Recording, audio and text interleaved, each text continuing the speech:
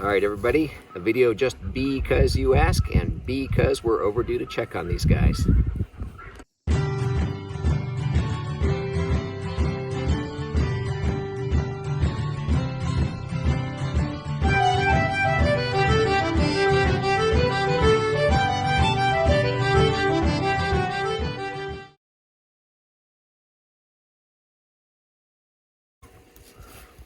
Okay, welcome back to the Renewed Homestead, everybody. I'm Ben, and we are checking on our bees, and we are long overdue for that.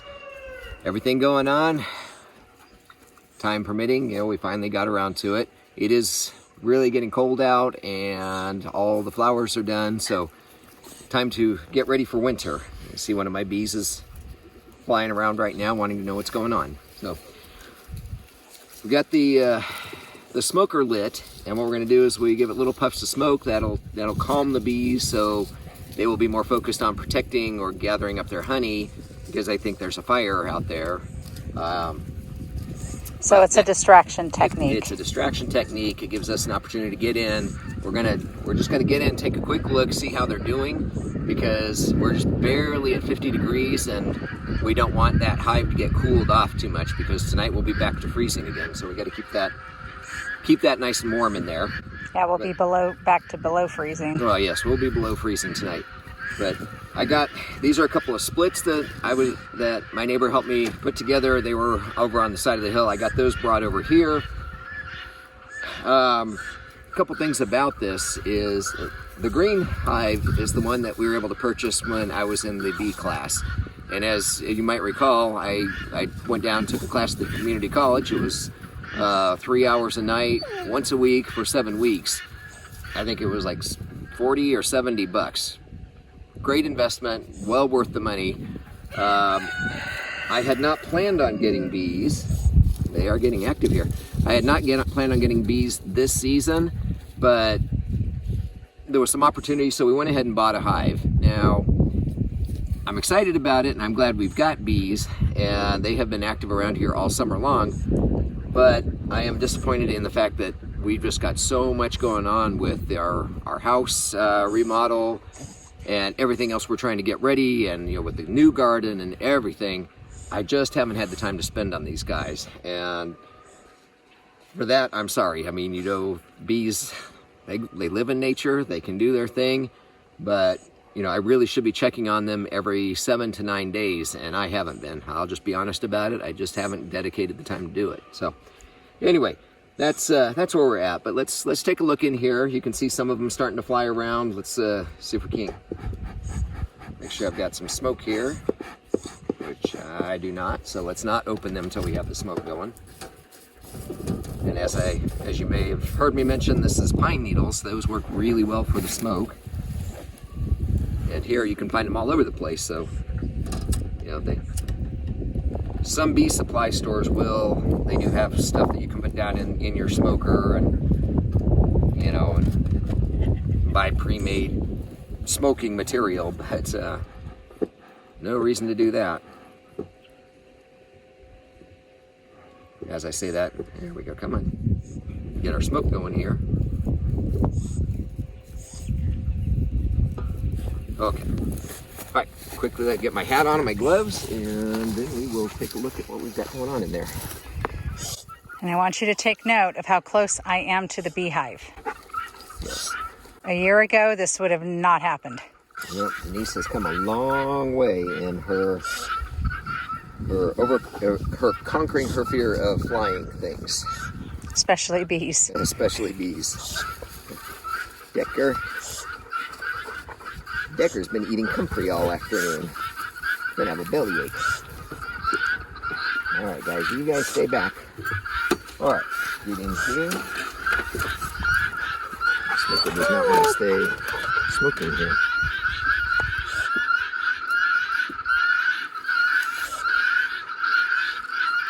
Come on, yeah, cooking. Leave that open for a moment while we uncover this.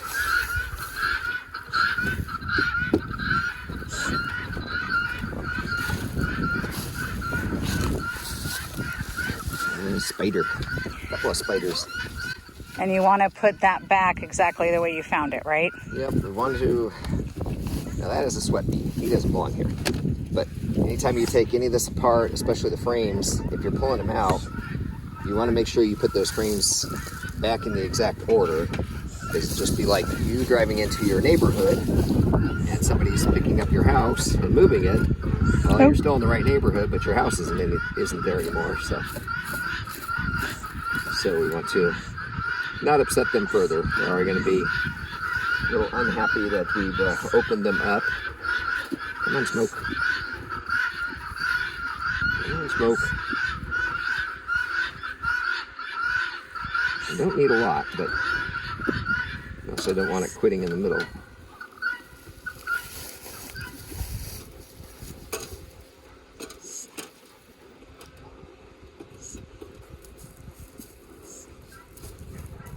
This is the proper way to use this. I'm just trying to get that smoke going. Keep these guys calm while we're doing so. Can you relight it again? Do some list. All right, guys. I know. Not gonna be happy with me.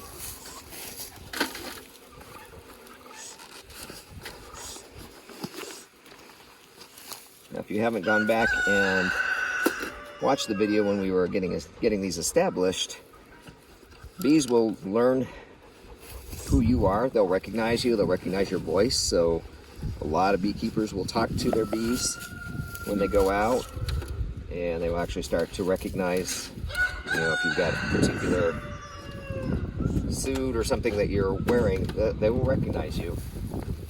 My teacher at the college even said he had a bee that flew down the hill and was kind of buzzing around him. He ignored it, and bee kept coming up and buzzing around him, and he's like, there must be something wrong.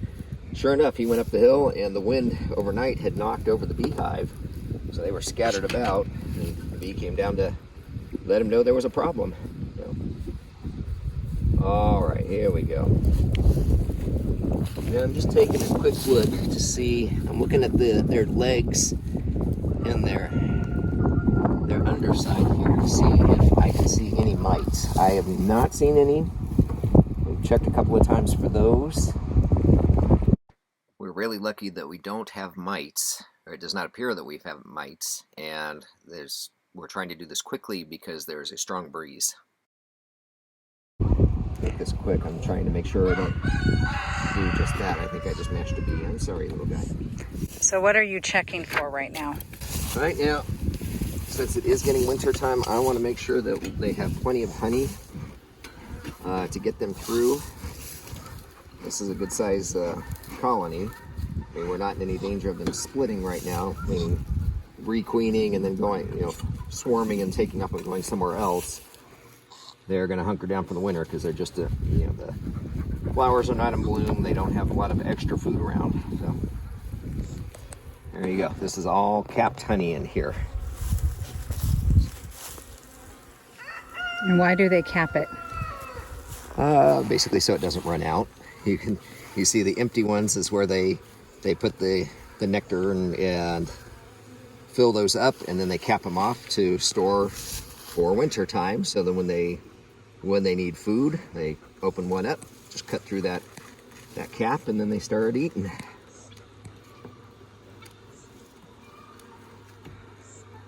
And for any of you experienced beekeepers out there, that I am not. I am a newbie to this. Oh, they are not liking my. Let's get this smoke. Yep. They don't like my microphone is what they're after here. So, I wonder if it's because we have the windsock on it. maybe. That or Billy and William over at Permapastures Farm have an issue when they're recording. The electronic devices seem to, they are all over that, you can see they're all over the microphone. Yeah, they don't like it. They think it's something else. So, okay, well, I showed you inside. So normally I have already checked on these once, and since they are getting upset, and Denise is out here without her bee suit on, I'm gonna go ahead and close them back up. talk a little bit more about this. Let's see. Anyway, what I started to say before. Loki. Sorry, Loki's going after a bee.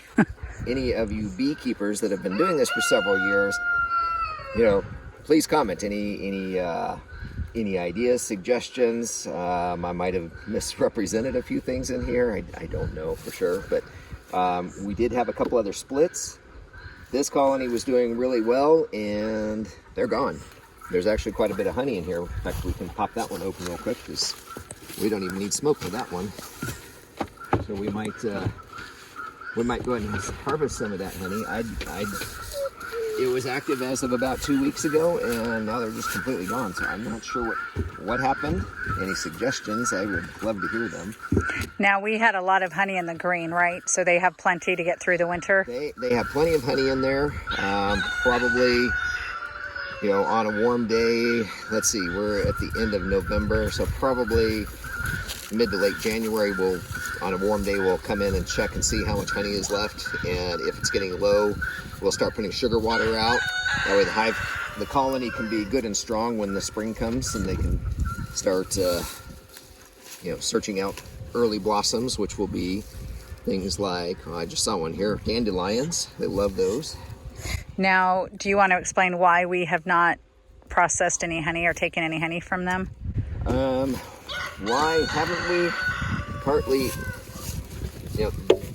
this was an established colony, but it was new to us, and we wanted to get them established and let them kind of settle in, if you will. I'm sure that is not really necessary, but being new to it, I wanted to just let them have all the honey that they could make and to get them through the winter. Next year, I'm sure we will be harvesting quite a bit of this honey, I would imagine, because as much as they have in there now, come spring they might be overflowing, if you will. But I didn't want to mess with them and mess with their supplies while they get used to being here, is essentially what it comes down to. And you wanted to make sure they could get through the winter, correct? Right, yes, exactly. They can get through that winter. Like I said, this colony, as of a couple weeks ago, seemed just fine. Dead bee. But look, that's all capped honey. This is a very heavy frame. This thing's probably 2 pounds. At least 2 pounds. So I was saying we might go ahead and harvest some of this for ourselves, but at the same time I might leave a couple of these out here so that if these guys need extra honey, we can open one up, lay it out flat, and then they can just go next door and get what they need. But actually, maybe that might not be a good idea. You can see one of the combs the cap cells that I crushed there. That might not be a good idea. We don't want them getting in the habit of going next door to take their honey, but we can set it out for them to get. As of right now, we don't have any bear issues, but nothing like the smell of a little honey in the air for bears in the spring might not be a good thing. Now, are there dead bees in there? There are a few dead bees. Not that many. Not that I saw. Pull this off. Especially. Oh, wow. Look at that honey dripping there. Hey, Loki, hon. Let's get out of there. No, Decker, no. Decker wants to help himself. Yeah, so there's a few dead bees, but.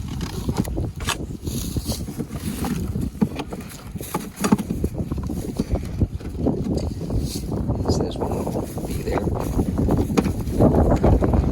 We've already had this open. You can see there's not really any bees. I'm guessing that bee is from next door. Now, what was the one thing you were telling me you made a mistake on the frames?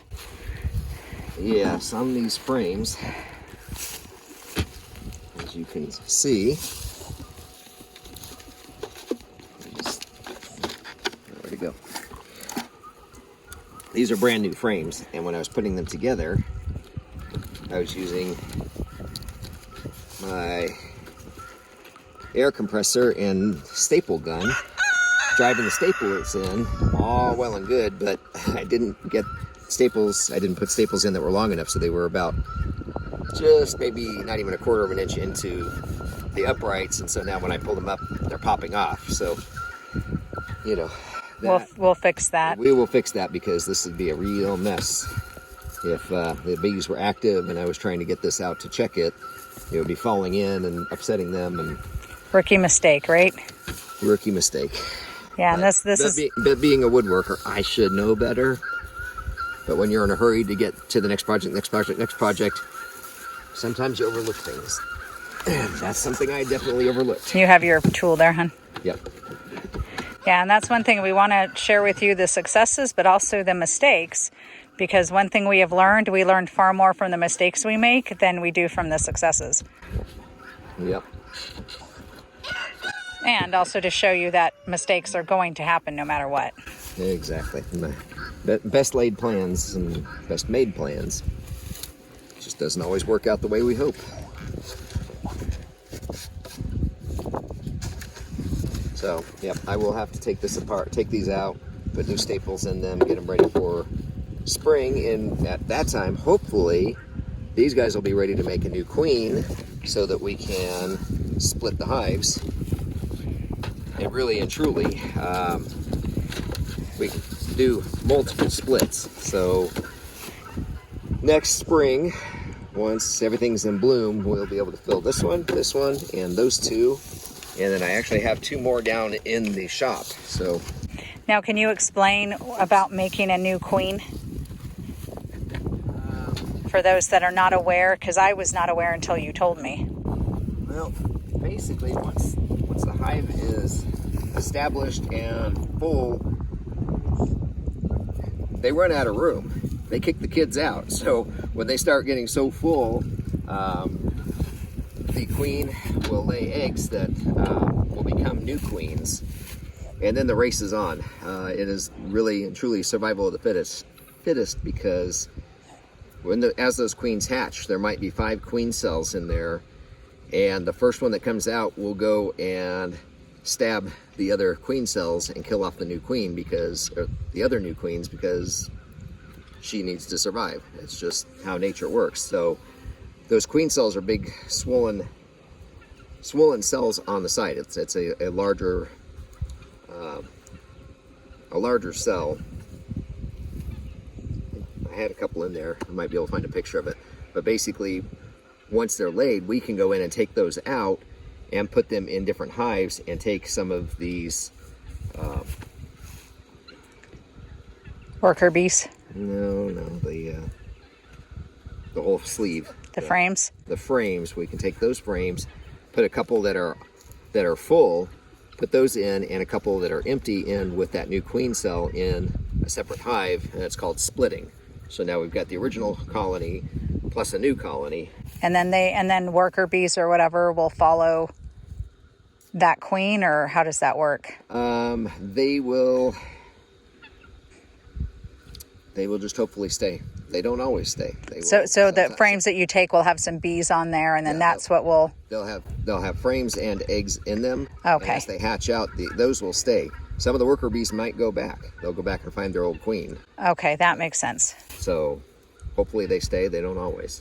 Okay, so there's eggs on the frames. The frames that we would split out, yeah, there already be eggs in there that have been fed and growing and getting ready to hatch. And when they hatch, they'll be hatching into the new hive, the new colony. Okay, that makes sense. Okay, well, all right. Let's see. I don't know that there's much else that I wanted to share at this time.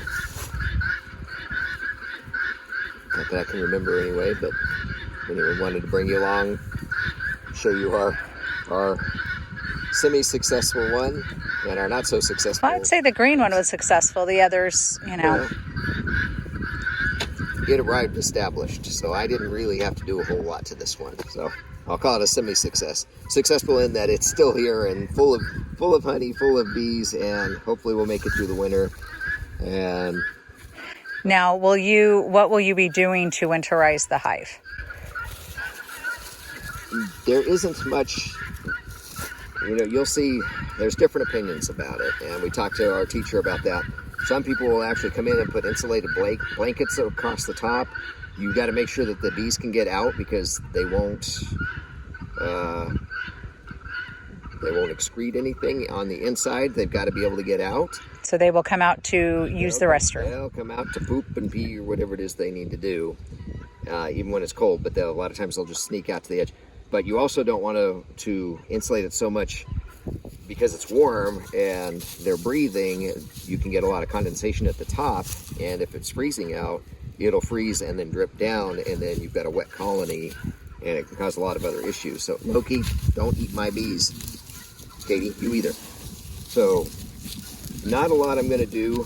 Some people will they'll stack hay or whatever around the bottom just to keep the wind from circling around and more or less drawing warmth off of there. But our neighbor on the other side of the mountain over here, he doesn't do anything. Leaves them, puts them in close together, and he doesn't have any issues. So I don't think we're going to do a whole lot to them. Like I said, I might put a tarp around the base or whatever, just so we don't get a lot of bees through here.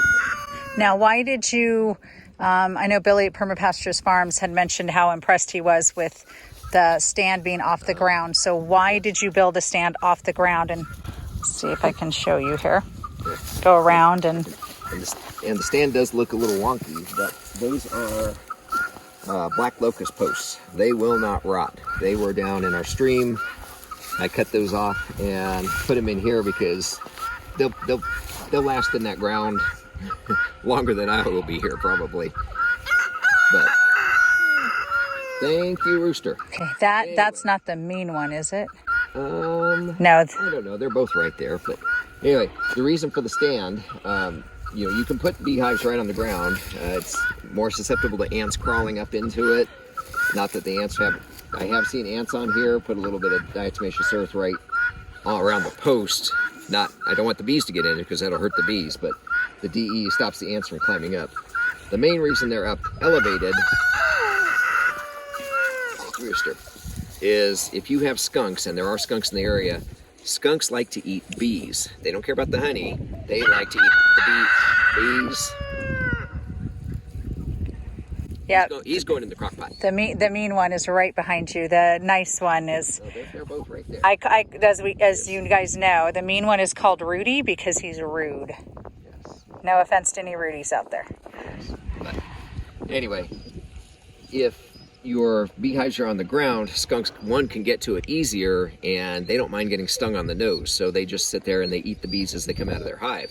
If it's up like this, now they have to reach up, and it exposes their belly. The bees can get out and sting their belly and drive them away. So being up on a stand is much better for the bees if you've got predators around. Okay, that makes sense. And we do allow the chickens to go under the coop so they can eat up any bees or excuse me, not bees, but they can eat any of the mites or anything else that might be in the ground, like ants and stuff that might come up and hurt the bees, right? Yeah. Which is another reason to put them on a stand. Yeah, because if your bees get mites, they can get them pushed off, but what happens typically is those mites hit the bottom of the hive, and then they just crawl back and wait for the next bee to come by, and they crawl up on them. So the mites are a real problem. If you've got screen on the bottom, those mites can fall through chicken food. So okay, and then we also had the sheep through here to kind of get some of the undergrowth, correct? Yeah, so you can see they did a great job getting this down, and there was also some poison ivy out here that they managed to eat down as well. So I'm very grateful for that. Good. So now that, you made the mistakes, some of the mistakes you've made, now you're a little more experienced, but what will you be doing differently next year? Well, that's really hard to say. We still, the list of projects is, a mile long and up both arms, so we will be in the house, so the main renovation project will be sort of out of the way. There's just always a lot of work to be done. These are easy to set aside because they can be self-sufficient. So what am I going to do different? Well, you'll check on them more, I'm sure. I will do my best to check on them more. I do want to get the other colonies established. There's actually a lot of call for beehives. A lot of people want to get into them. They want to help. They want the pollinators. And there's not, our neighbor that was helping us, he's got hundreds of hives and he can't keep up with the demand for people that want to buy them from him. Now he is also more on a commercial level where he takes his hives out to the apple orchards and so forth. So they rent the beehives from him, but the ones he has around him back at his place, he can't keep up with the people that want beehives. So there's a potential income source here too. So if we can get these others established successfully, then maybe that's something we can do as well. Yeah, and with, like you said, the main renovation project, we should have more time. And that's one thing that we're really careful, right? We want to take care of the animals. We don't want anything to happen to them because of our negligence. So, which thankfully the bees are pretty self-sufficient, but. Yes, they're not like the sheep where the sheep can't go and get their own water and can't move their pen around. They fly and they go where they need to. And so now you're going to be splitting the hives. Will you be trying to catch any swarms this year, or are you going to focus mainly on splitting the hive? If there's opportunity to catch a swarm, I will grab it. I mean, who knows? Maybe we'll get another one out of that apple tree. But yeah, always on the lookout for swarms. Because they're looking for a home. They're not dangerous because they're not protecting a home. You can reach in there and just barehanded and bring the bees down, and they won't sting you because they're looking for a home. They're only protecting the queen, and I'm not going to try it. I will be wearing my gloves, but yes, I would love to catch another swarm. Yeah, and if y'all have not seen that video, I did from afar. I recorded Ben catching a swarm. Yeah. A little precarious, but he did it. He got it from the top step of the ladder. Yeah. No. Maybe not my smartest move, but we survived. This is why men need women. Still no broken bones. Never. Not knock on wood. Stitches. Yeah. Knock on wood. Yeah. Knock on wood. No stitches. As Mom said, I hit everything with my head. So. Oh. Right, Loki? Okay. Well, that's. I guess that's a wrap for the bees. Bring you along. We've had some people ask how they were doing, and I honestly couldn't tell them other than the hives were active at the time, and we just have the one. So again, if you have any thoughts on why those suddenly disappeared, no predators, no swarms, nothing. It just completely went inactive. So well, and speaking of the honey, how you can set it out, one thing that Billy showed us is if you are processing your honey and you've got it in a tub, or if there's any honey that you need cleaned up, set it outside and the honeys will actually clean it up for you. The bees will clean up the honey. Yes, the bees will clean up the honey for you. When we get to that point, we will bring you along and show you exactly what we mean. 'Cause I had the same thought till I saw him do it. Was okay, you got that extractor and now you got all that honey and it drips down and you put that in the container. Well, now you got a big sticky mess. But he's like, no, just take it out, set it next to your beehives. Those bees will clean that up the next day. Clean, gone, done. So yes, and they appreciate it too. And one more point, why we're going to increase our hives, but why will we not do too many hives on the property? I don't know why. Do you want me to speak to the bumblebees? Oh, if you'd like. Well, you can if you want.